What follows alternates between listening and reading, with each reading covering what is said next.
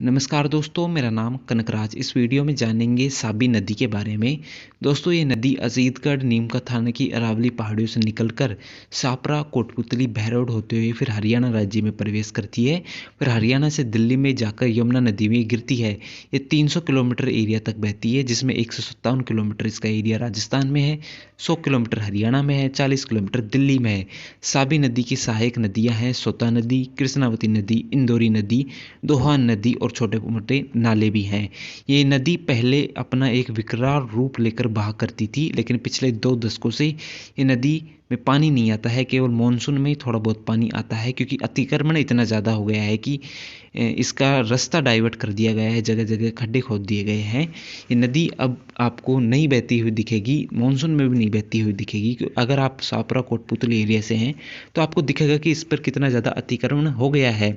इस नदी को नजफगढ़ का नाला भी कहा जाता है, क्योंकि दिल्ली के सभी बड़े नाले इसमें गिरते हैं। इसका कनेक्शन अकबर से भी रहा हुआ है।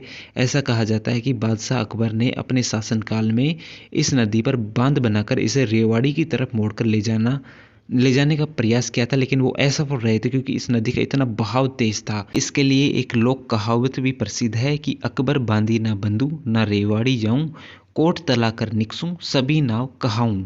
दोस्तों, ये नदी साबी नदी अब आपको पूरी तरीके से बहती हुई नहीं दिखेगी। केवल मानसून में ही जब तेज़ बारिश होगी तो थोड़ा बहुत पानी आएगा, लेकिन वो अपने पूरे एरिया में नहीं बह पाती है, क्योंकि ये नदी नहीं आ रही है, जगह जगह अतिक्रमण हो गया। और दूसरा, इस नदी से मिट्टी भी निकाली जाती है।